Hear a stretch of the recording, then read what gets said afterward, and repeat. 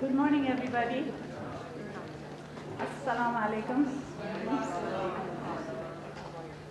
I don't know other languages, I'm sorry. We've had a very exciting day yesterday, very energizing, even though maybe a bit exhausting, especially for those who've come a long way. But the energy was palpable and very, very important. Today, we're going to begin our discussions with the topic of governance and democracy. And we have with us to chair this panel, Carl Gershman, who is known in this town as Mr. Democracy, because he actually is the president of the National Endowment for Democracy.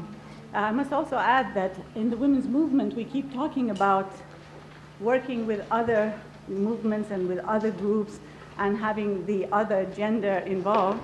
And unfortunately, not very many of them are either that interested or easy to find. We have two of the best this morning, of their kind here on the panel and a few in the audience. I hope we can spread this to a larger group of men, like-minded men, without whose support we really are not going to be able to get anywhere. And now, about Carl, there's a lot to be said. I only want to say just one thing, that the organization that he heads, in fact, has supported and continues to support a wide range of grassroots organizations, women's organizations. Some of us in the audience here are people who have enjoyed that support and who have been able to build very innovative and important projects through that support. And networks in some 85 countries and does have a special focus on gender and equality. He has had a number of interesting initiatives. He's a visionary. And one of them is creation of the Journal of Democracy, which is one of the outstanding journals of research on democracy, multidisciplinary, multinational. And he also is the person who started the initiative for the World Movement for Democracy. I encourage all of us really to consider connecting with that movement, because important as democracy is to us, and dedicated as the people who are involved in the World Movement to Democracy are, the majority of them by far are men, and you would be amazed how such a movement is in some ways so oblivious to the special needs of women. And we're trying very hard to integrate the women's movement and the democracy movement, to connect them together.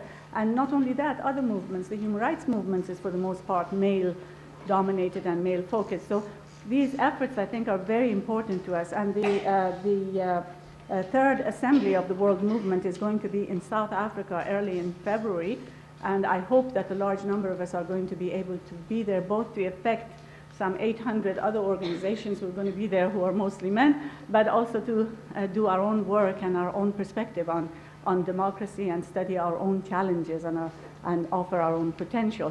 There will be some, I understand from Carl, some leaflets and information about that assembly and how we can participate in it. So without much ado, I turn the podium to Carl, who will introduce the rest of the distinguished panel. Thank you. Thank you, Mahnaz. If it's okay with everyone, maybe we'll all sit, and I'll sit too. So it'll make for more of a panel discussion. In the approach that the National Endowment for Democracy has taken to democracy building is not just worrying about elections, or even just worrying about the larger constitutional structures, but how it would be possible around the world really to empower people from below, which is really what makes democracy work. And in that regard, I believe very strongly that the work done by not only the Women's Learning Partnership, but many of the NGOs working within particular countries is probably the most important thing that's being done in terms of empowering society. This can be looked at in terms of gender equality and women's rights and women's empowerment. But in a very, very fundamental way, this is the essence of democracy work today, because without the empowerment of society from below, without the achievement of sort of basic equality between people, there's no way that other issues will be addressed. Amartya Sen, at the opening founding assembly of the World Movement for Democracy, which was held in New Delhi in February of 1999, talked about democracy as having a protective function.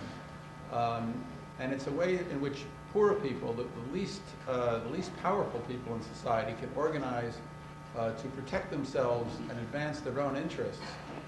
It's not just a Western political system, and I think obviously the spread of democracy, not just to India, but all over the world today, shows that people want it very badly, and they want it because it advances their interests. And toward that end, I don't believe that any dimension of the work of democracy is more important than what is being done by women's organizations in terms of training, empowerment, organization, helping people protect children and others in society who are the most vulnerable to all the different forces that exist in the world today that can hurt people.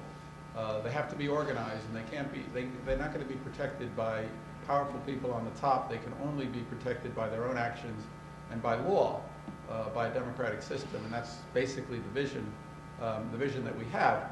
And we've taken the initiative, along with others around the world, in creating this, what Mahnaz mentioned, the World Movement for Democracy. And it's really just a group of networks.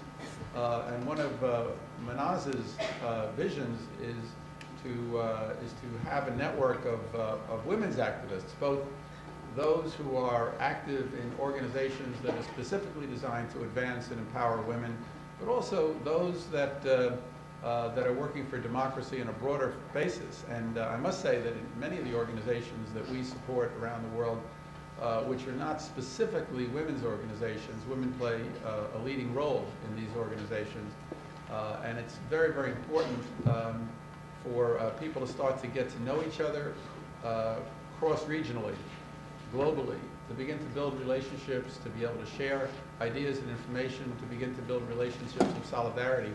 And that's the objective that we have. And the assembly that Mahnaz mentioned, which people can learn more about by accessing our website for the World Movement for Democracy. By the way, it's WMD. I'm sorry for the acronym. But as we like to say, it's the other WMD. Actually, when we chose the name in an assembly in New Delhi, somebody came up to me and said, you know what that stands for? But I said, well, that's okay. You know, this will become the other WMD. And so it's you can access it by www.wmd.org and get more information. But the assembly will be in Durban, South Africa from the 1st to the 4th of February. You can let us know if this is something which interests you. What I'd like to do maybe this morning is introduce our opening speaker first, and then introduce people individually before they speak, so that you can have the introduction right when the person is speaking. And it's really a great pleasure for me to introduce Najma Heptullah, who I've known now for several years. We jointly with an Indian institution created something a few years ago called the Asian Center for Democratic Development. And she was the opening keynote speaker at this meeting, and she really just swept the audience, so I'm sure she's probably going to do the same thing here this morning. And she is a really unique and remarkable person who's the deputy chairperson of India's upper house, and also honorary president of the Interparliamentary Council. And there's a mistake in the program. It says that she was formerly the vice president of the executive committee of the Interparliamentary Union. Actually, she's formerly the president of the Interparliamentary Union, and was the first woman president of the IPU in 112 years. So what you told me, 112 years. And I'm also proud to say that she has now become also a member of the international movement of Parliamentarians for Democracy, which is the Parliamentarians network within the World Movement for Democracy. And we hope to build a network of parliamentarians who share a kind of fundamental interest in advancing democratic objectives globally. And she's the founder and president of the Parliamentarians Forum for Human Development, sponsored by the UNDP, and a distinguished Human Development Ambassador for the UNDP, and she's also president of the Azad Foundation for Research and Development and of the Indo-Arab Society, and she's really a force for intercommunal, peaceful intercommunal relations in India, and a really one of the outstanding advocates for women's rights in the political system or anywhere in the world. It's a great pleasure for me to introduce Najma Heptullah. Thank you.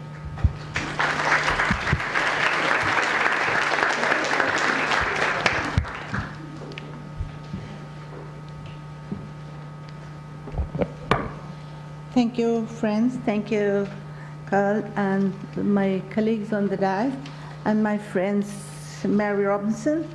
It's lovely to see you here at such an important conference. Friends, I'm pleased to associate myself with the initiative taken by the Women's Learning Partnership.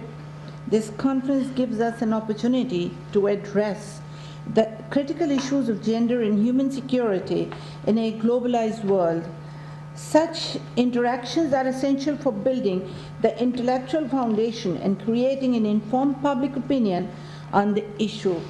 It will also enable us to create a global network to espouse the cause of the gender justice in context of globalization. As Carl said, that we have to have more women in democracy and make it more inclusive. And that's what happened, because when I got elected as the first president, woman president of the Interparliamentary Union, I was quite surprised. With 112 years of this organization with 145 countries membership, nobody ventured to try to be the president of it, no woman. And that really made me feel very happy that I was the one who could really make it.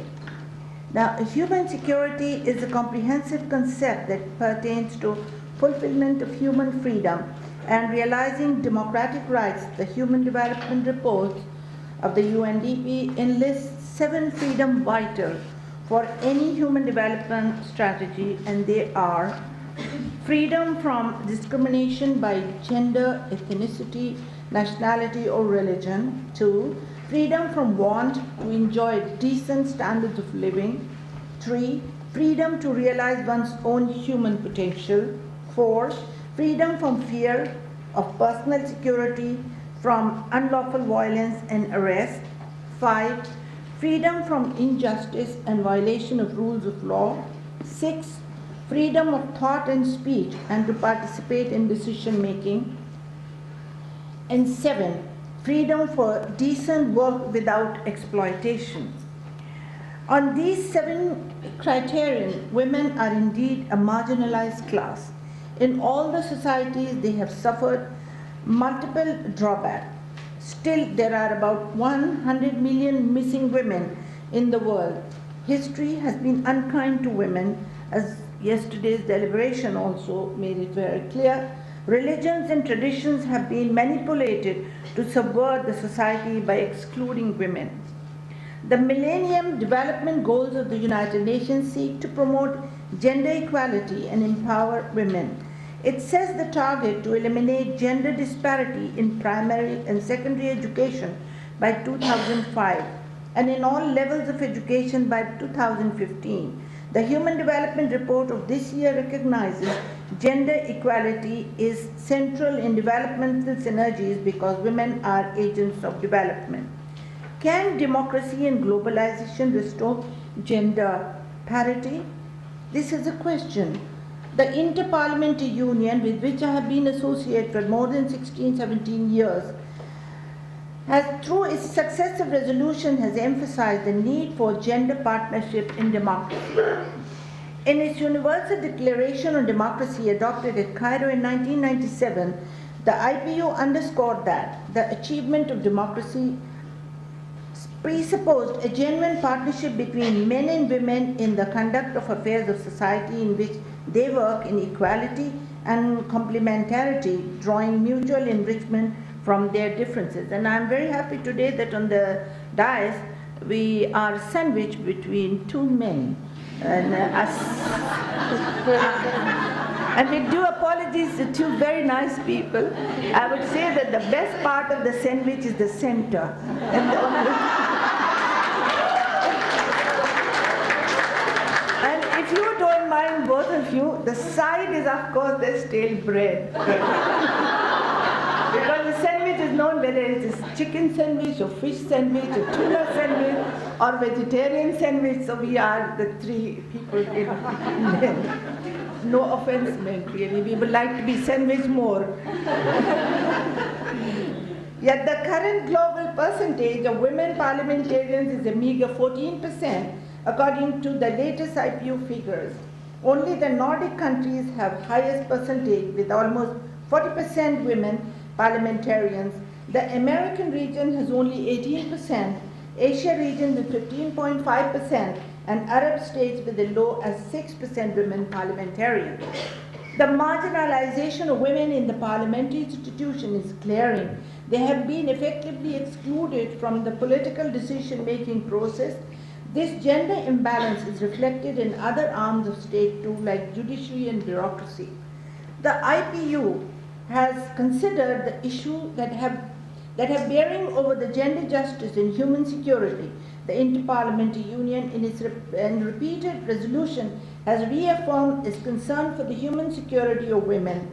We have called for affirmative parliamentary action to remove the gender imbalance in parliamentary polity. Parliamentary community is concerned about violence against women, specifically in armed conflicts. International terrorism and civil strife have left women exposed to hostile socio-political environment. In most of these cases, the fundamentalist regimes have imposed oppressive laws denying women even the basic civil rights, as we had seen during the Taliban regime in Afghanistan. We have sought the role of parliamentarians in averting international terrorism and building peace. While we expect that the parliaments and the governments will adhere to the law as regards to the gender injustice and justice, we also seek gender perspective in the multilateral negotiations. It has been acknowledged that women's involvement is critical for the success of peace agreements. The experience of Burundi, Somalia, Guatemala, and Northern Ireland indicate that involvement of women has shown positive benefits. In view of these experiences, the United Nations Security Council adopted the resolution in October 2000 asking member states to increase representation of women in the institutions and mechanisms for preventing and resolving the conflicts. IPU, through its resolution, supported the human rights in context of women and children, particularly in the elderly and destitute women. I myself was working in collaboration with Mary Robinson as her resource person and the distinguished people she had involved in organizing her human rights conference. The 96th IPU conference adopted resolutions seeking to promote better respect and protection of human rights in general and in particular for women and children. The 85th IPU conference passed a special resolution on eradicating violence against women. IPU has asked the Parliament to support international declaration on the elimination of violence against women. We have published a handbook for parliamentarians on CEDAW to sensitize them on the issue. We have called upon the member countries to contain organized violence against women and sexual violence affecting women and young girls during arms conflict. Women face acute economic deprivation. They own only 1% of world's property and earn only 10% of the globe's income. We need to recognize economic contribution of women. There is a distinct gender face of poverty. Women in most cases do not have ownership rights. They are mostly relegated to domestic and informal sectors that are not covered under labor laws. We should seek to correct globalization and new economic regime with a gender perspective. We have recognized literacy and education as the vital means for empowerment.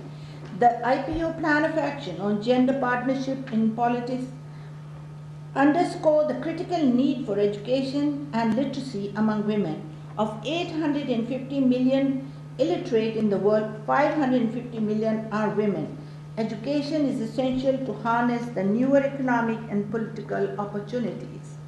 Friends, since women are not adequately represented in parliamentary institutions, there is an inherent gender bias in the development policies.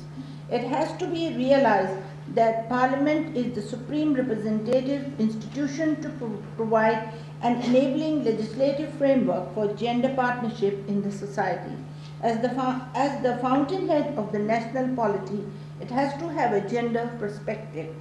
And I'm very happy that, Carl, you are considering the women's networking of the parliamentarians with the social workers and civil society to achieve our objective. Gender partnership in politics is one of the mandates of every democracy. As the President of the Interparliamentary Union, I had taken initiative to conduct regular surveys and studies on women's participation in parliamentary institutions. These surveys are useful references on the issue. The Union has closely associated its effort with the UN system and other regional organizations on gender issues. It is now mandatory to have representation of women in the national delegation to the Interparliamentary Union meetings. During my term, there has been an encouraging increase in the participation of women in the IPU conferences. By the completion of my term, the women participation have reached up to 25% from less than 10% when I assumed the office in 1999. And I've just come back from the latest IPU conference, the first week of August and first week of October when we met in Geneva. And I was so unhappy to see that suddenly the participation of women parliamentarians has gone down because in the IPU. Because when I was the president, I used to continuously write letters to all the speakers all over the world to send more women. And there were times when many of the delegations were headed by women parliamentarians, and unfortunately, I do not know why it has not continued now. In 1994, as the parliamentary complement to the Beijing conference, IPU adopted a plan of action to correct gender imbalance in politics. In 1997, at my initiative, the IPU convened a specialized conference to a partnership between men and women in politics at New Delhi, what Mahnaz has just mentioned about. This conference was a mid-term appraisal of the Beijing platform of action in the context of gender partnership in politics. It was attended by 133 political parties from 78 democracies of the world. Remarkably, and I repeat remarkably, 121 men delegates outnumbered 119 women delegates in this gender conference. Because before inviting them, I said every parliament should send 2 men and 2 women. And I said any parliament which has only 1 man should send 3 men and 1 woman. And any parliament which doesn't even have 1 woman, they should send 4 men so that we can find out what is their problem.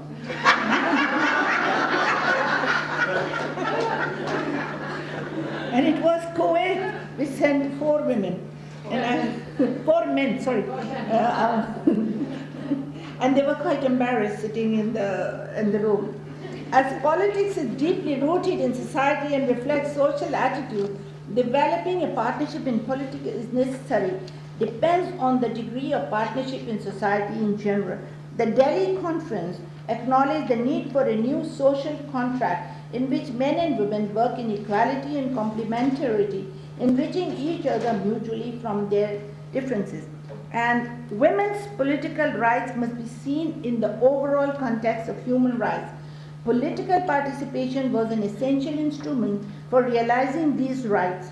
The Delhi Declaration cautioned that in absence of gender partnership, what is basically at stake is democracy itself, because the democracy has to be inclusive, representative, participatory, and interactive. And without the equal gender participation, it cannot have either four of them. We also discussed the methods of achieving gender partnership. The conference considered the issue of women's political and electoral training, financing women's electoral campaigns, and the image of women politicians in the media. Because I have noticed generally, when they talk about men, they don't talk about how they dress up, do they wear good suit, do they come out very well, how do they make their hair. But when they talk about women, they say how they are dressed. They only talk about dress, clothes, my saris, my hairstyle, or your hairstyle. And this is what is wrong, because we are not, what is inside the hair is more important than what is outside. And that is the thing which we thought, that the image of women leaders and actors in the politics should change, and the media has to be trained about it. The objective was to address the practical drawback that women face in politics.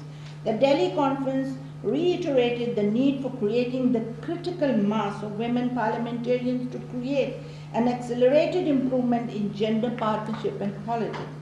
Ever since, many countries have taken affirmative action to create this critical mass at parliamentary level or by their political parties. For example, in France, 50% quota for women in municipalities was implemented in 1999. The women's representation in 2001 has jumped up to 48% from 22%. However, at the National Assembly level, where quota was not implemented, the women's representation has been just 9%. See the difference. The South African National Congress introduced 1/3 quota for women at the party level. At present, the South African National Assembly has impressive 120 women MPs out of 400. Similar initiative, and both the houses, both the lower house and the upper house, is presided over by women speakers. Similar initiatives were taken by the Labour Party in UK in their last election.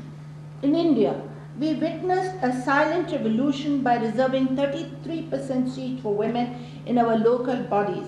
Today, 1 million women are the members of these.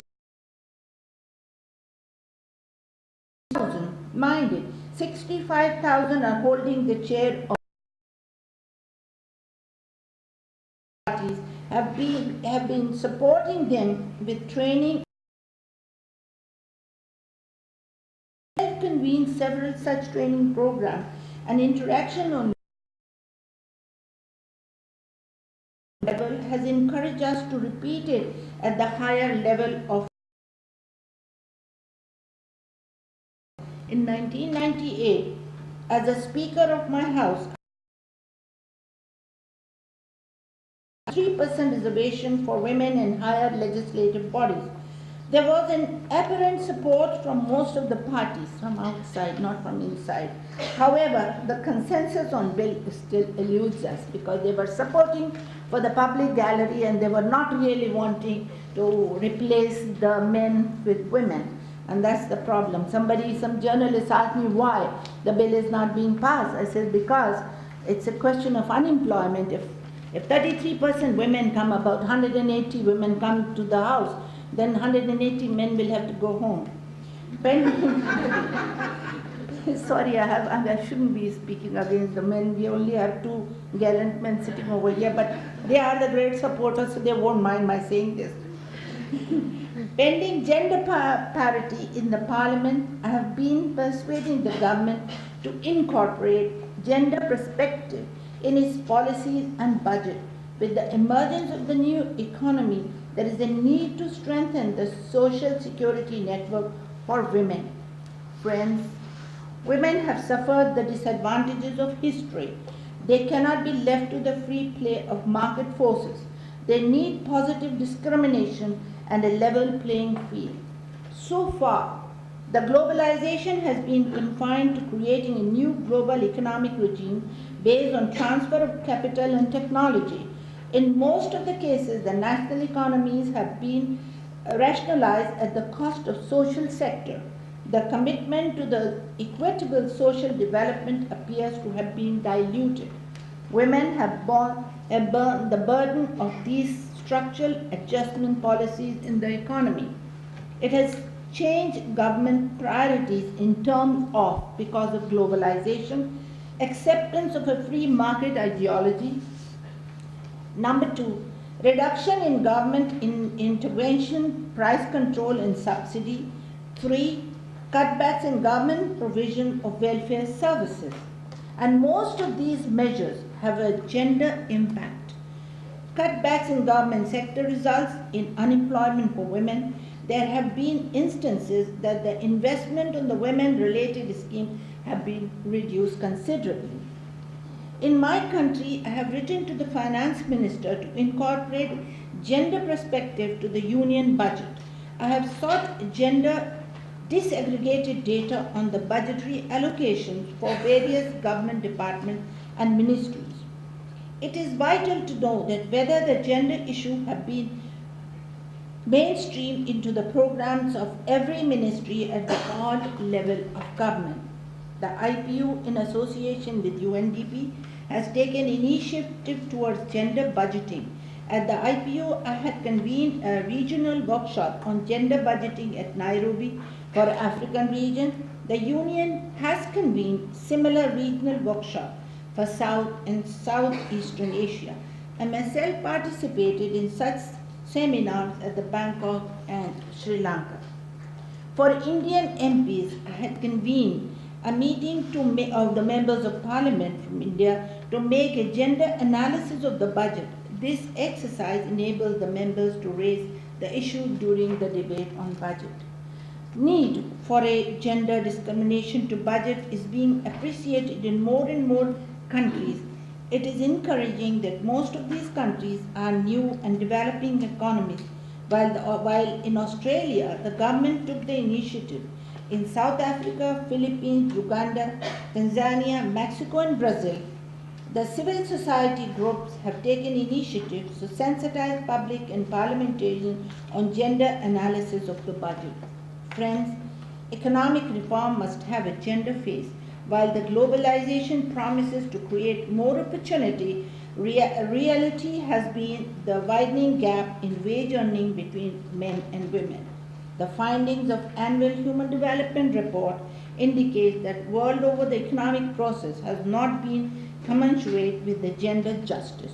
For all the countries, the Gender Adjusted Development Index, GDI, is lower than the Human Development Index, HDI, indicating gender inequality is everywhere. Friends, in the end, I would say that in view of this, we need to reassess the globalization and make the modification with a gender perspective. Parliamentarians, as supreme representatives institution, to create a political consensus on governance would play a nodal role in formulating a gender-sensitive response to globalization. I am very happy, friends, to be sharing my thoughts with you. And in future too, we would be working, and I'm very happy that you have taken a subject which is in tune with I have been doing, because I had convened a conference in India, international conference in India, 2 years ago, where we discussed whether democracy and globalization go hand in hand, and what is the loss which women have to face in this market active or aggressive world of WTO and others. And I also feel that in every negotiation which government takes, not only the members of parliament should be involved with, but also especially the women should be involved, because nobody speaks for them, whether they are negotiating the wages, they are negotiating labor laws, or they are negotiating anything, where they somehow they forget to consider the special position or discriminatory position the women have faced and would be facing. With these few words, I thank you very much for giving me this opportunity. Thanks.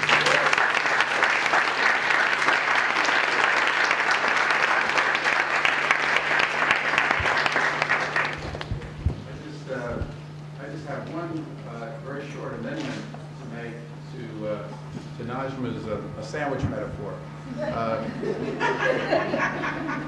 Between the bread and the chicken are the condiments. And every piece of stale bread needs a hefty dose of mayonnaise. And given the seating order that we have this morning, I guess that makes you the mayonnaise. But I think we could all agree. That we both have a critical role to play in making a nourishing and tasty sandwich. Thank you. Okay. The first commentator is going to be Aruna Rao from India, who is the director of Gender at Work, which is a knowledge and capacity building network focused on gender and institutional change. She serves also as the vice chair of the board of directors of CIVICUS and as a commissioner of the Commission on Globalization. And she was formerly the president of the Association for Women's Rights and Development. She coordinated a population council research program in Asia on gender issues in rural development and led a team that pioneered a new approach to gender and organizational change in Bangladesh. Her publications include Gender at Work, Organizational Change for Equality. Aruna. Thank you. I'll also. Here or there? There. Thank you very much. I think Najma ji has laid out some of the very broad issues that we're being discussing here today, and I'm going to take a very small piece of that and talk about that. But before I begin, I'd like to say how happy I am to be here. It's wonderful to be here in a community of people who share similar values. And I want to thank Mahnaz especially for giving me this opportunity and for bringing us all together at this important time. As we all know, and as we've discussed yesterday, in the last few years, we've seen an increasingly vocal debate on human security, as distinguished from national security. And much of the work, again, as we discussed yesterday, is grounded in and it's propelled by feminist analysis in a variety of fields. Human security links many aspects of people's lives, and therefore, its pursuit requires substantively integrated and methodologically holistic perspectives. At the center of the human security paradigm, I would submit, is the notion of citizenship. But when we complicated this mix by adding in women, the tapestry becomes very intricate. Why? Because citizenship for women operates at multiple interlinked levels. Decision-making, which results in positive outcomes for women, and choices resulting in women's increased influence, is mediated by a maze of institutional rules and norms that permeate all kinds of social, economic, and political arenas. The very organizations that we designate, that we charge, which carrying forth this agenda, are themselves mirrors of these institutional norms. Yesterday at this conference, we addressed the concept of human security, issues connected to human rights and human dignity, and minimizing threats to human security, including eliminating violence against women.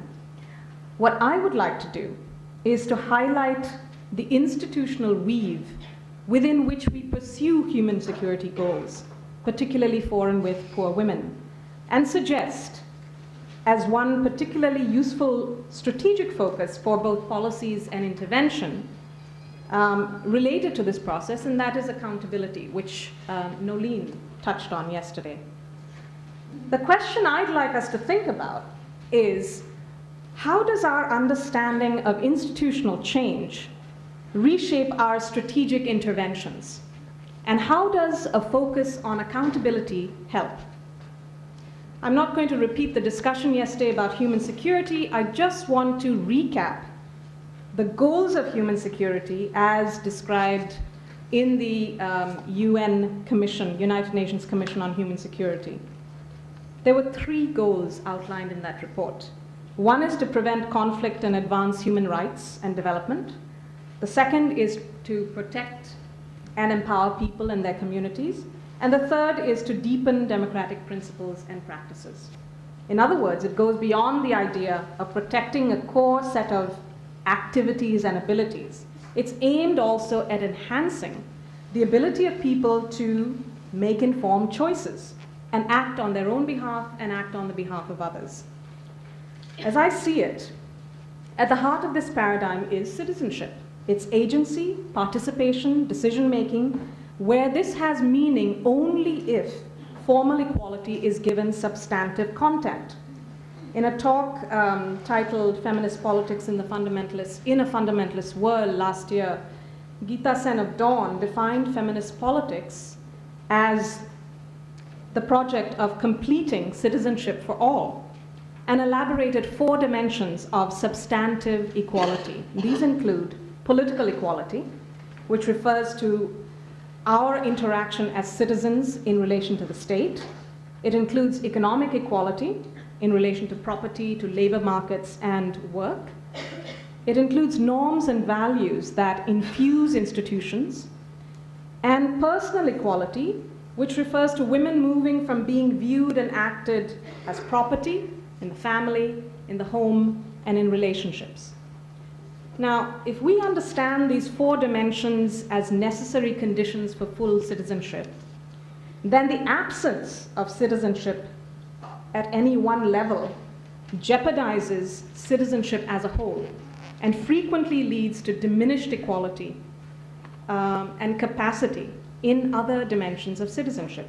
So, for example, if women face domestic violence in the home, it will obviously hinder their economic agency.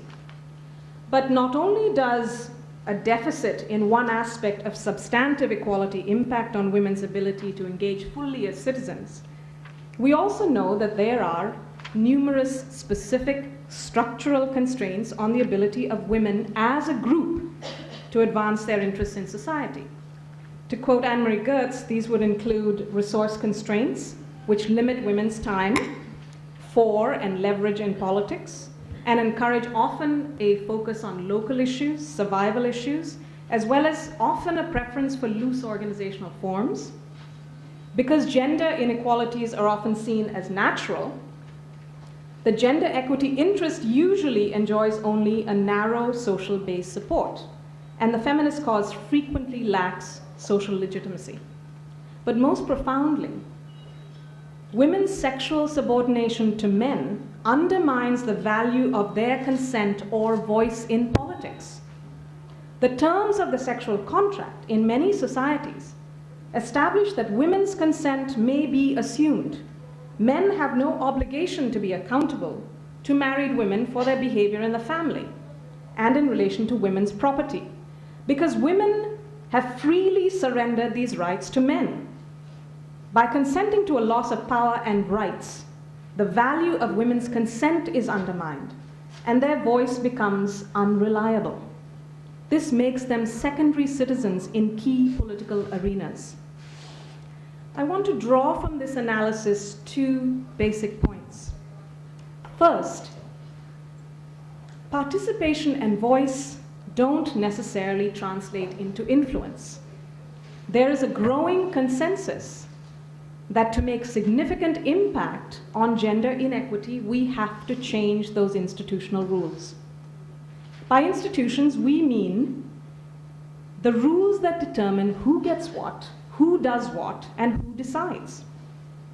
These include rules and values that are both stated and implicit, that maintain women's position in society, such as those maintaining the gendered division of labor, prohibitions on women owning land, restrictions on women's mobility, and most fundamentally, women's sexual subordination. The nature of institutions, I believe, is not frequently understood or articulated in the context of development interventions. The second point I'd like to draw is that because the notion of women's citizenship, like the notion of human security, is multifaceted and interlinked, change strategies in this field, if they're to be effective, must look at the whole picture. Technical, reductionist approaches to solving social situations will not work. To paraphrase Alan Kaplan, who is a development practitioner and change strategist from South Africa, if we want to intervene, we must look beyond the tangible, as if they were entities which could be remedied or changed on their own, with little effect on the system as a whole. Of far more importance and import are the intangible web of relationships and connections which subtly lead the social organism to a particular place that we find it. Now, if our focus is on changing the rules of the game, then the issues, the strategy, the drivers of the change process change. For development interventions, the question becomes, does the intervention, does the program focus on changing institutions, families, communities, markets, and the state? In other words, will that intervention challenge gender-biased norms in society and work to upgrade women's position and voice, as well as the institution's responsiveness to that voice? And such an agenda obviously will be driven as much by women, clients, constituencies, women at the grassroots, as by that organization. Now, to work on women's strategic interests, an organization must accept a number of things. Its program needs to challenge the basis of women's disempowerment. The women intended to benefit from the program must be involved in its definition. And because the resistance to these changes can be very powerful, strategic choices need to be made about how to build alliances for this work, both within the organization and outside the organization. How to do this? Many of us believe that the key challenges for organizations are how to do this work more effectively and how to track progress. Increasingly, we're aware that gender and organizational change efforts in human rights, development, public sector agencies to change gender-biased institutional rules have often proceeded by and large without any connection to women's mobilization or voice initiatives. In other words, the supply side, if you will, of the institutional change equation has often been divorced from the demand side of that equation. Now, this is not an unusual disconnect. Citizen voice initiatives, as you know, are often disconnected from public sector reform processes. Therefore, linking the two back together again, these two critical elements, will force public attention, because of their importance to women's interests, to a variety of organizational forms, public systems, labor unions, political parties, in addition to the more traditional governance, development, and human rights actors. But linking the two streams won't have any meaning if they do not result in gender-positive outcomes.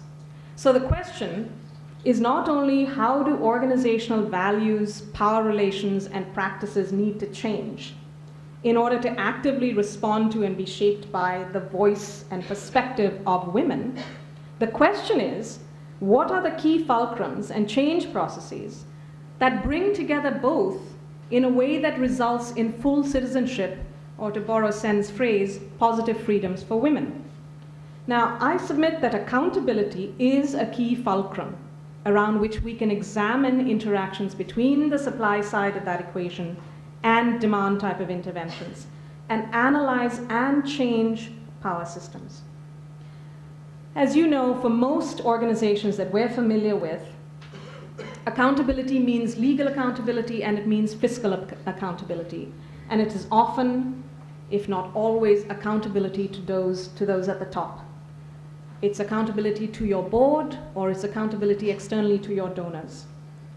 Commonly, we understand that there are two dimensions of accountability: answerability and enforceability. Answerability basically meaning that power holders are obliged to explain their actions and justify them. Enforceability refers to the kinds of sanctions that can be applied when illegal actions take place. Accountability systems, as a number of analysts have indicated, are a shorthand about how power works in a system. They tell us who has to answer to whom and who can punish somebody for making a bad decision. So if we were using the lens of accountability, what kinds of questions would we ask? What does gender positive institutional change mean? It would mean that power holders are accountable to a women's constituency. Are there mechanisms for that constituency to raise their voice, to articulate their interests? Can it trigger punishment? But to go back to those goals of human security, the amorphous nature of institutional change, as well as the need to look at change processes a little more holistically, means something else. It also means that we have to craft an expanded conceptualization of accountability.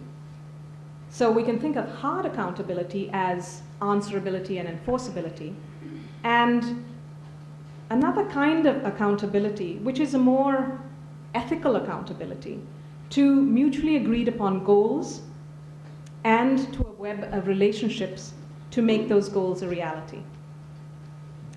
Now, much of the work that we have talked about promoting human security is propelled by organizations. So we need to look as well at those organizations, inside them, to see whether they're actually able to do this. How well are they able to do this? Gender-biased organizations are not going to be very good champions of gender equity interests. Yet efforts to change organizations, whether it's gender mainstreaming, gender and organizational change, particularly in large organizational setups, both public and private, have had very mixed results. Changes have been often reluctantly adopted by the top leadership.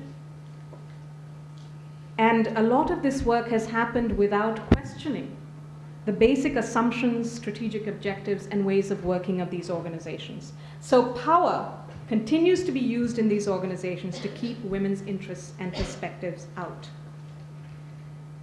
What I'd like to end with are some questions, just a few questions that this raises for us who work in civil society organizations on issues of human security and human rights and development. The first is, do organizations that intend to change power structures and bias gender and social relations have to put their money where their mouth is? Do they have to mirror these principles in their own structure and in their own functioning in order to be effective? How can we support better understandings of how to transform power hierarchies embedded in organizations and enable them to be more effective engines of social change? And finally, how can we build holistic understandings of accountability and design processes to put them in place? I hope that at this meeting we will have a chance to discuss these issues further and find ways of working together on them. Thank you.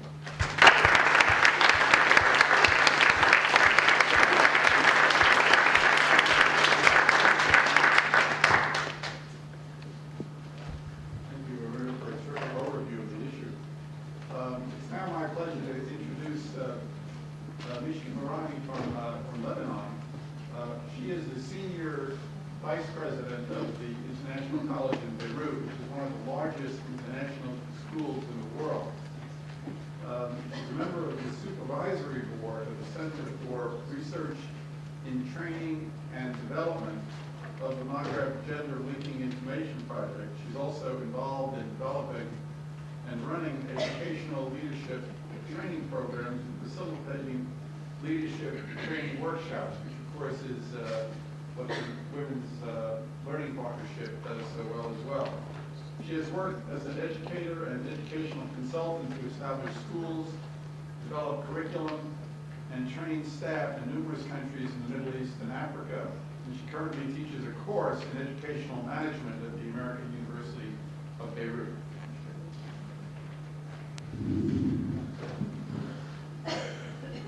When one thinks of a leader in today's world, the image of a woman rarely springs to mind. It is not surprising, considering that less than 7% of the countries of the world are led by women, and less than 15% of the world's parliamentarians are women. In order to challenge at the societal level the stereotype of men only being capable of leadership, assumptions, attitudes, and behaviors have to be reshaped at the individual level. concept of leadership beginning at home is key to the work of the Women's Learning Partnership for Rights, Development and Peace, WLP, in its innovative approach to leadership training. The experience of this approach is the subject of this address. As the training manual Leading to Choices indicates, WLP seeks to empower women and girls in the Global South to reimagine and restructure their roles in their families, communities, and societies. As a result, WLP has formed partnerships with organizations in the Global South to create leadership training programs and materials. One such partnership was formed with the Mashriq Maghrib Gender Linking Information Project, GLIP, a project of the Center for Research and Training on Development, which is an NGO based in Lebanon. 3 years ago, WLP collaborated with partner organizations in Morocco, Nigeria, and Palestine to create a new leadership training program that aims at increasing the democratic participation of women within a dialogical framework that emphasizes inclusion, participation, horizontal power structures, and learning partnerships. Adult learning theory and studies that emphasize the importance of establishing learning communities strongly support the WLP program and its methodology. I will briefly describe the theoretical base on which the leadership training program relies and cite the experience of participants from actual workshops. Today, WLP has increased the network to include partner organizations in Afghanistan, Cameroon, India, Jordan, Lebanon, Malaysia, Turkey, Uzbekistan, and Zimbabwe. These organizations have conducted extensive leadership training workshops with over 1,000 women using the prototype and customized leadership handbooks as the primary curriculum. Each workshop sets up a cooperative learning environment that is built on participation and on dialogue. The workshops explore definitions of leadership and the characteristics of effective leaders, how to formulate a personal vision, how to communicate effectively, to negotiate, to share power, to accommodate cultural diversity, to build consensus, and to cultivate skills that mobilize for action. The workshops also help women examine the meaning of empowerment and consider the long-term value of empowering both themselves and others. While the workshops are attended predominantly by women, men have also participated in the workshops, and the interactions have proved both significant and valuable. It is an integral part of CRTD's mission to provide grassroots training and capacity building for the purpose of poverty alleviation within a framework of gender equality. The WLP workshops, which are organized by CRTD GLIP, proved a worthwhile experience in Lebanon, with about 90 participants in the last year, including women and some men from rural areas, from handicapped associations, and from refugee vocational training centers, the last of which I was personally involved in as a facilitator. I will digress slightly to explain my involvement in this project, coming as I do from a background in education and administration. My work in school management has involved the supervision and training of teachers and school administrators to become instructional leaders.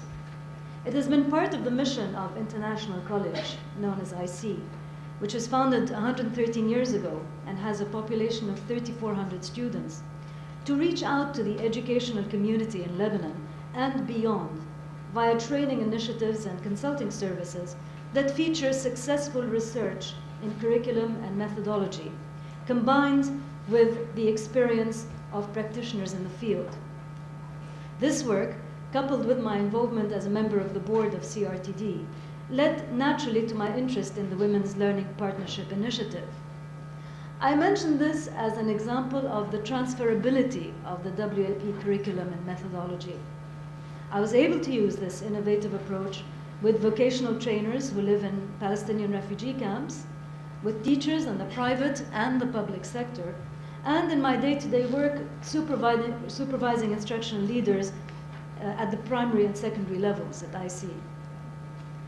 Several leadership workshops, which usually span 12 sessions of varying length over a number of days, were held in various parts of Lebanon. 2 sets of workshops were carried out with a group of participants, most of whom have motor disabilities and are members of the Lebanese Physically Handicapped Union. Levels of education varied, and participants came from all parts of Lebanon, both urban and rural, and from all confessional groups. Their age range was 19 to 38 years. None of the participants was married, and all came from relatively poor socioeconomic backgrounds. Half were gainfully employed. In the first set, only women were involved. In the second set of workshops, a third of the participants were men. At first, participants, both male and female, did not identify themselves as leaders. This was primarily due to their perception of leadership as belonging to the politically and socially powerful. However, this view faded as participants exchanged stories from their experience and as discussions focused on the ramifications of leadership and what leadership means in both the private and the public spheres. By the end of the first workshop, the consensus and shared experience amongst the women contributed to raising self-confidence and self-esteem and building long-term relations. During the second workshop, the group dynamics was to some extent perturbed by the fact that there was a mix of women and men. However, this served to bring the women together and to increase solidarity and support among them, as well as to challenge preconceived ideas. There is no doubt that the gender composition of groups should be studied.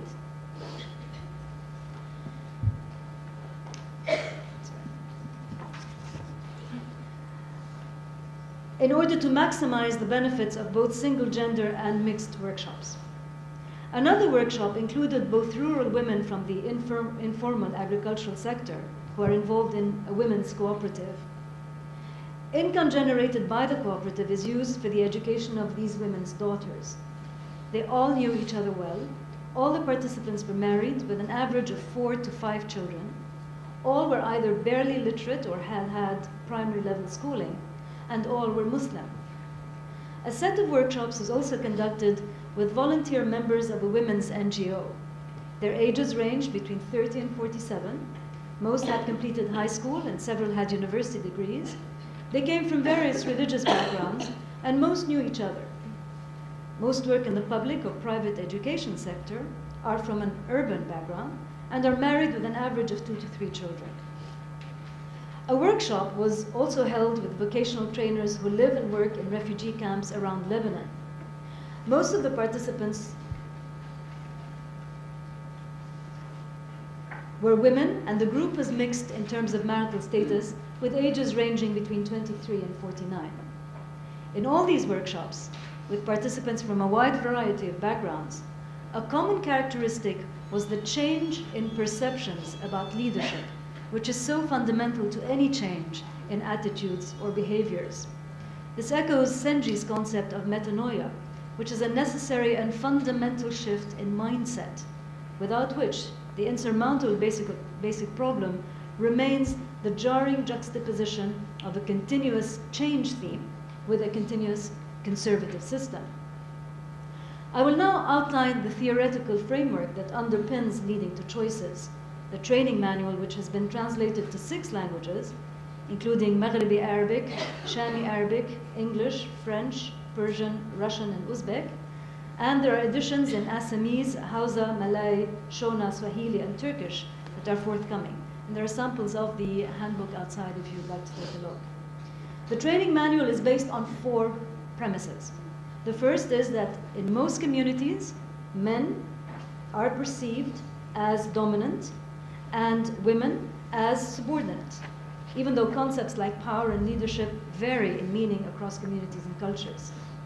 The second premise is that not only women, but all of society will gain politically, economically, and culturally by leveling the power imbalance between men and women. Studies have shown that there is a direct causal relationship between women's involvement in social life and the strengthening of values, attitudes, and behaviors that reflect free, fair, and tolerant social interaction. That leaves little doubt that women's leadership is an important factor in achieving sustainable development.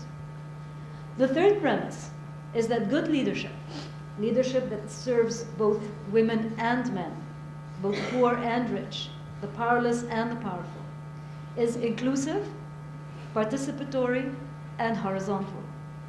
Leadership should be about the pooling of resources in order to get the most out of the abilities and competencies of as many individuals as possible. This alternative leadership paradigm avoids the belief in innate right or vertical power relationships. It is built on relationships and the involvement of others in decision-making processes. An effective leader generally has a vision of what needs to be done and brings others on board within a framework of democratic and egalitarian processes. In fact, a good leader is conscious that the processes are just as important as the objectives themselves. The fourth premise is that inclusive, participatory, and horizontal leadership is founded on effective communication. Like effective leadership, good communication is about how we dialogue, how we collaborate, negotiate, and make decisions. This concept was pivotal to the progress of the CRTD workshop sessions, where the practice of leadership appeared to be dependent on the capacity to communicate ideas, information, and points of view. The methodology of the WAP Leadership Training Handbook, Leading to Choices, reflects recent studies on adult learning that indicate that adults learn best in cohesive groups where learning is problem-based and participant-centered. Furthermore, the literature indicates that adults learn best when they can direct their own learning, influence decision-making, focus on problems relevant to practice, tap their rich experiential backgrounds, and build strong relationships with peers. This was particularly evident in the workshop conducted with the refugee camp participants.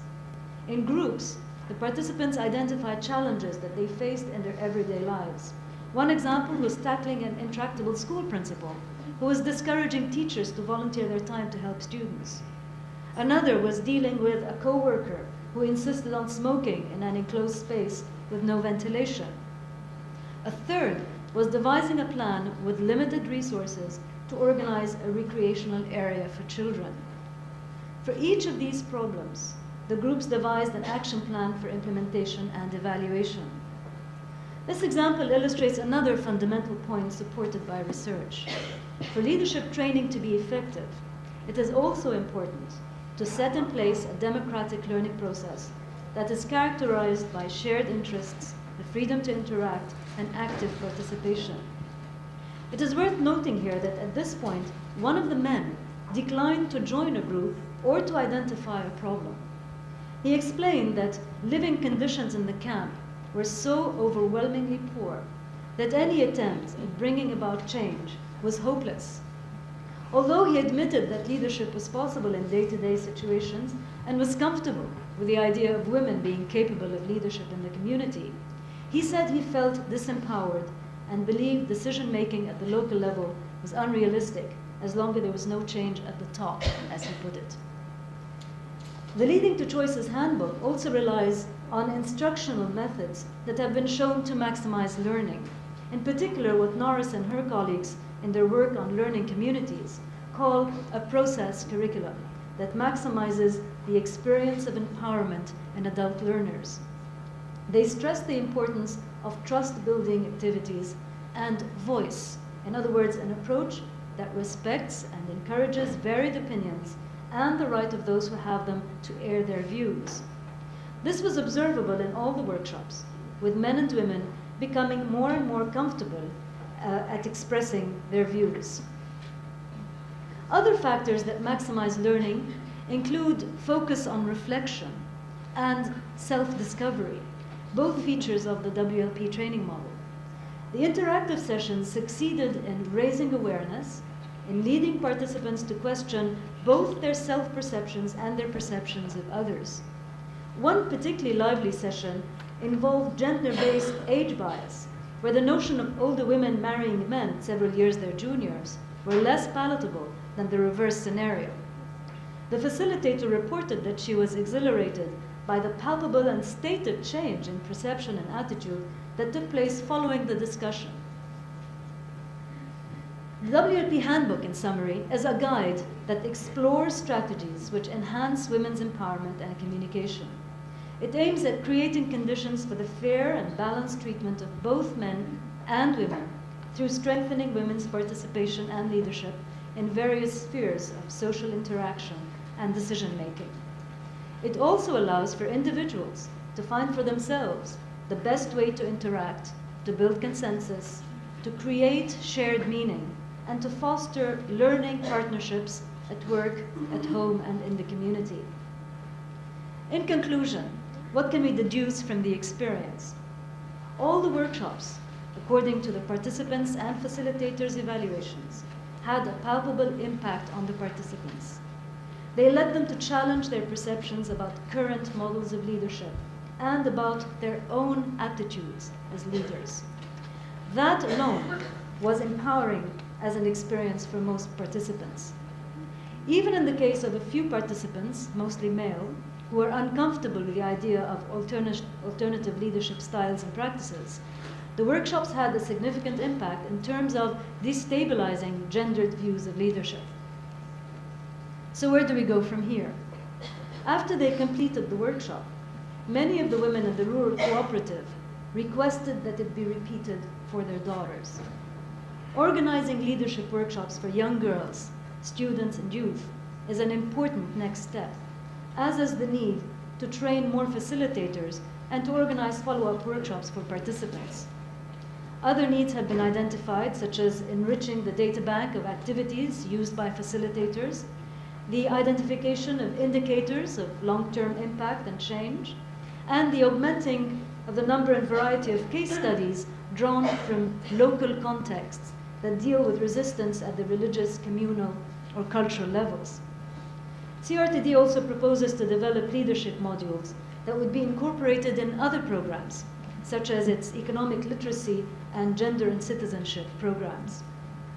Finally, on a macro level, one direction we should explore is the incorporation of leadership training in programs and curricula, both at the school and at the university level. I would like to leave you with a quote from one of the participants. She said, "I knew that women's lot is difficult. For women with disabilities, there was nothing to hope for. However, I no longer think this is true. The leader of our association is a woman with a disability. She has gone a long way. I can now understand why. I too want to do things for my family, for my community." Thank you.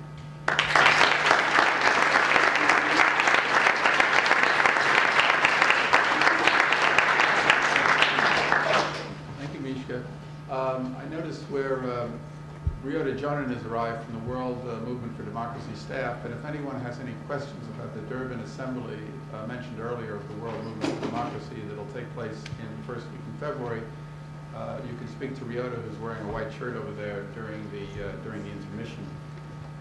It's now my pleasure to introduce the other piece of stale bread on the platform.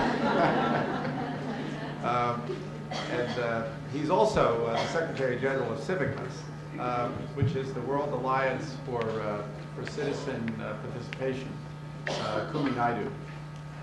Dr. Naidoo was previously the Executive Director of the South African NGO Coalition and of the National Literacy Cooperation of South Africa, and Director of the Independent Electoral Commission and the South African Committee for Higher Education Trust.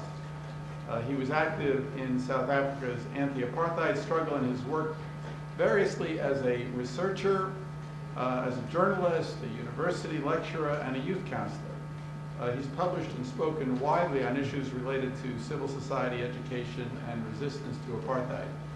Let me just note before I give the floor to Kumi that I'm going to have to leave at 11 a.m. because I have a long scheduled doctor's appointment that was made before Mahnaz kindly asked me to chair this session, so I'm going to have to go to Baltimore.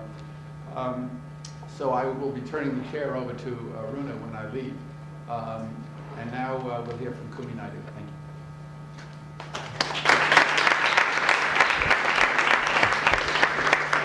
you, Carl. Good morning, ladies and gentlemen. I decided I'd speak from here just in case anybody tries to throw sandwiches. I'll have more cover to.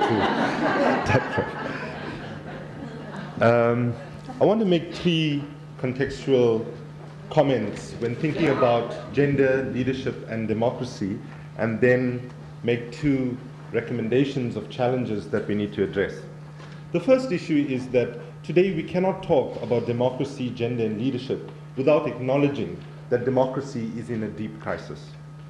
That in almost every country in the world that we live in today, and at the global level, we have what increasingly is called a democratic deficit. The democratic deficit manifests itself in a range of different ways. Firstly, there are declining levels of trust between elected leaders and their citizenry. Opinion poll after opinion poll shows that, in fact, businesses and political leaderships, even where they are elected, increasingly lack the trust and confidence and the faith of their citizenry.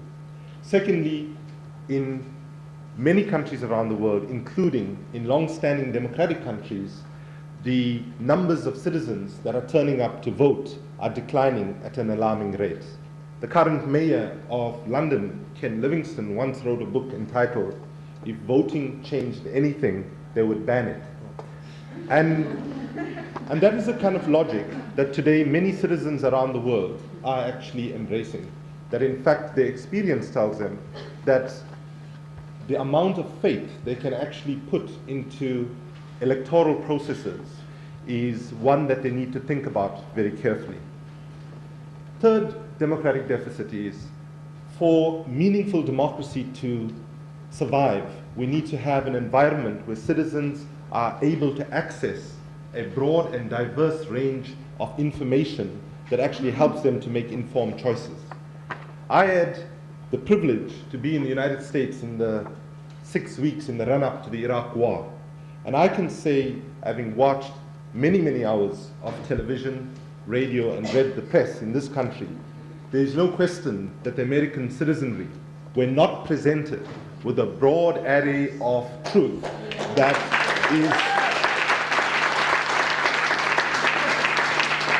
should be the democratic right to be able to participate effectively in public life. The fourth factor in terms of the democratic deficit is political parties themselves. Decades ago, as a citizen, if you embraced the view that you wanted to contribute to public life, one serious vehicle in which you could take your public spiritedness and energy into was political parties. Today, almost universally across the world, joining a political party is hardly a thing that arouses citizens' interest, because political parties, which are supposed to be the bedrock of democracy, have become intensely internally undemocratic institutions. So today we have to ask ourselves whether it is okay for us to accept, just because there are elections, a country can claim we are a democracy. Because I would argue today that in many countries around the world we have the form of democracy without the substance of democracy. And what we call democracy is probably more accurately described as a liberal oligarchy, where you have the trappings of certain liberal institutions and processes, but in fact, when you unpack it, at the end of the day, you have actually the rule by the few. And in the United States, is a country that sees itself as an exporter of democracy. Another factor which is beginning to manifest itself elsewhere in the world today is that there are only 3 types of citizens that can seek successfully national political office: the rich, the very rich, and the overwhelmingly rich. Because the political electoral processes have become so inaccessible to ordinary citizens. This is a reality that affects both men and women. However, there is no question about it that the disproportionate effect on women is much more deeper. And if you look at the candidates that need to line up for the next presidential election here in the United States, the kinds of money that is required to even get off the starting blocks means that there are very few women who will be able to actually, in this country or in many other countries, be able to participate effectively. To complicate matters, Mary Robinson and Ethical Globalization Initiative recently together with some other partners, hosted a workshop in Africa for African parliamentarians, where we focused on the issue of the HIV/AIDS pandemic and the specific impact that it had on women.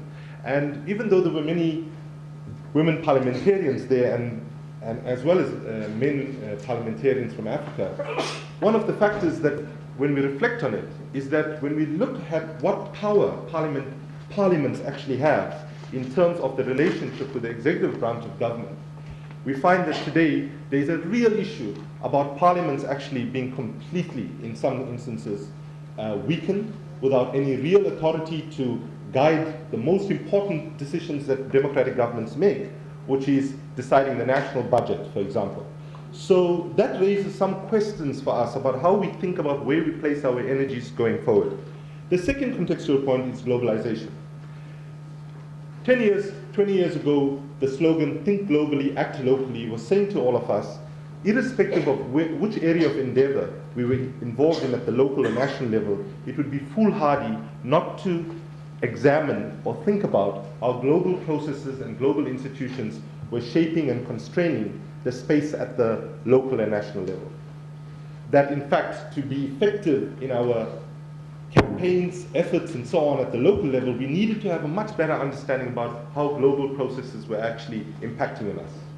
One of the ironies, though, of the moment of world history that we live in, that many countries, including my own, that were getting electoral democracy for the first time in the 1990s, was getting democracy precisely at the time of world history when actually real power increasingly was shifting from the national to the global or supranational levels.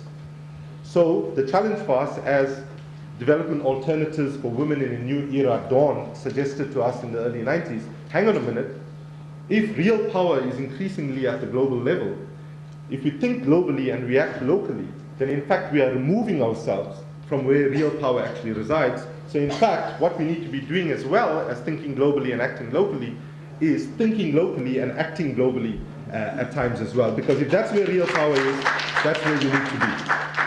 The third and final contextual point is the war on terror.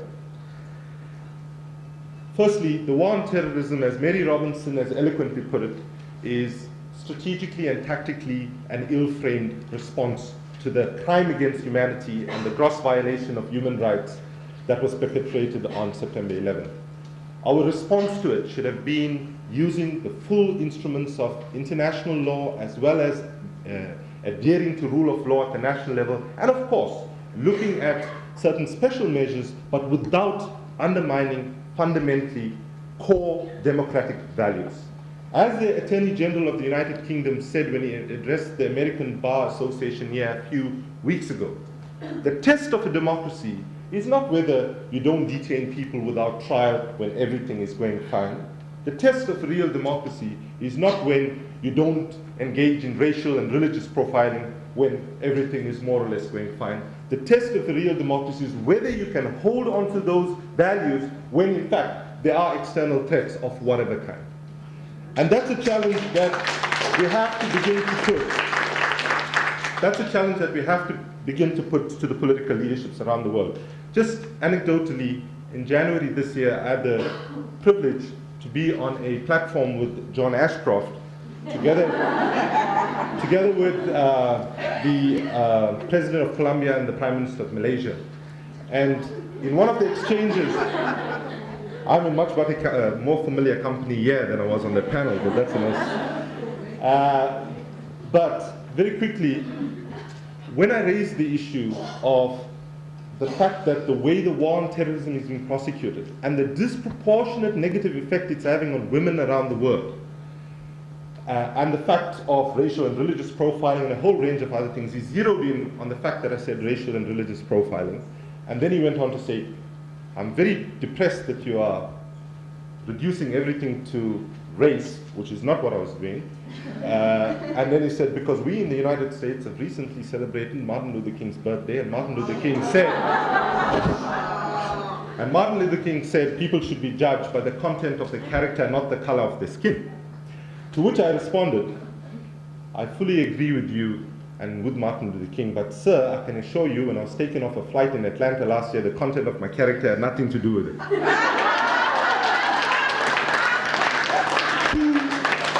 points then to round up in terms of a challenge to the women's movement. We have become, and sorry, I should say that when you use the word Najma, supporters, you referred to Carl and I as supporters. I just want to say, yes, we are supporters. But as we used to say in the struggle against apartheid in South Africa, white people will never be free until black people are free. And men will never be free until women are genuinely free. So one of the messages that we have to begin to think about is how do we broaden the constituency. So I'm making these critical comments from within the movement and as a board member of the Association of Women's Rights and Development. I think we have to have a more activist, a more organizationally strategic way of thinking about how we broaden constituency. And it's going to be painful, it's going to require courage, and it's going to require learning new skills. So, for example, with men as a constituency are fundamentally important. We have to begin to think about not approaching them to support us, but trying to get a discourse and a strategy and a message that tells them that for your psychological freedom, for your well-being in the world, you have to actually understand as fathers, as sons, as husbands, as brothers, that all of these things actually are identities that we need to appeal to in different sort of strategic ways, in different cultural contexts, not with a one-size-fits-all strategy, but we have to make them part of the solution. And they have a choice to make. You're either part of the problem, part of the solution, and we have to get a discourse that actually begins to have dialogue that actually encourages men into the movement. My last recommendation, which is one I know this is where I was worried that the sandwiches might come flying at me, and that is dealing with faith-based institutions. Now, I know that for many of us feminists, we come from an analytical framework that actually would suggest, correctly so, that patriarchy over time has been given foundational solidification by religious discourse and religious practice. That's a reality.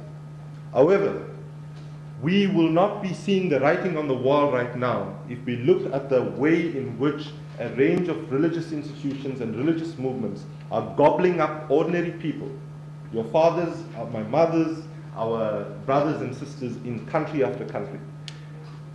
This is a tendency that is being given succor and support by a whole range of mainstream political voices, including in many, many countries around the world, people who sit in high political office. So we have to begin to think about how do we deal with this reality. So one example is that if we think we can go knock on a door of a priest or a mulana or a rabbi and say, we want you to support gender equality, the door won't necessarily even open sometimes. However, it's going to be hard work. So for example, just to give you one example, when we were waging a campaign around mobilizing men around the issue of violence against women and children in South Africa, we used that as a tool to open dialogue with many of these religious leaders. And we said to them, your silence on this issue is an atrocity. And your silence has been deafening, and you have to take a stand, etc., etc. And if you are not willing to preach from your pulpits to people in your congregation around this specific issue, then in fact you are failing in your religious duty. So we have to start somewhere. We have to destabilize some of the practices within those religious institutions, and a failure, I think, on our part to recognize that the power of faith-based movements and institutions will leave us lacking. So in conclusion, let me say the most important challenge that we face is that as the women's movement globally, we have a choice about where we deploy our resources. In most social movements around the world, most of our resources actually go at the micro level, at providing programs, services, and direct delivery of support to communities who are vulnerable and are in need. I would say about 80%, any area you take, that's where the energies go. And the women's movement, if you look at women's resourcing and funding, I would say 80% goes there, which is fine. However, if we leave all our resources at that level and don't recognize that it's the policy framework that generates the numbers of people that need to be often responded to by civil society because there's state failure in terms of provision, we make the mistake of just treating the symptom of the problem without the cause of the problem. So looking at that meso level of policy intervention around every area of social endeavor and human endeavor is critically important. However, if you focus only on the policy level and don't ask the question, what is the parameters within which policy is being made? We also have another problem, because policies get made within a particular political framework and context. And unless we ask the macro question of the very governance frameworks and institutions that determine how policy is made, we don't make progress in a fundamental way. So one of the challenges then is, how do we work out what resources, energy, and so on we deploy consciously at the governance, at the policy, and at the operational level. And since we're in the United States, let me conclude with the quotation from Thomas Jefferson. I know he was one of the founding fathers, but still, he had some very good ideas, I think. He said, and it's on the Jefferson Memorial, and I'll leave you with this quote. He said, "I am generally not supportive of changing laws and constitutions too regularly. However, as humanity changes, as new truths are discovered, as manners evolve, and as societal practices change, it is incumbent on humanity to revisit the fundamental institutions that govern them."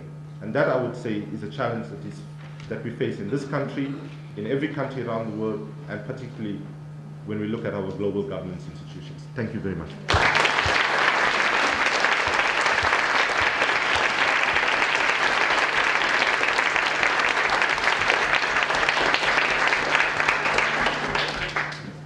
Thank you, Kumi. Mahnaz, it's now 11:10. We were supposed to end by now. Can we take some comments, questions from the floor till? Yes. Would that be okay? So can we go till 11:25 then? 11:25.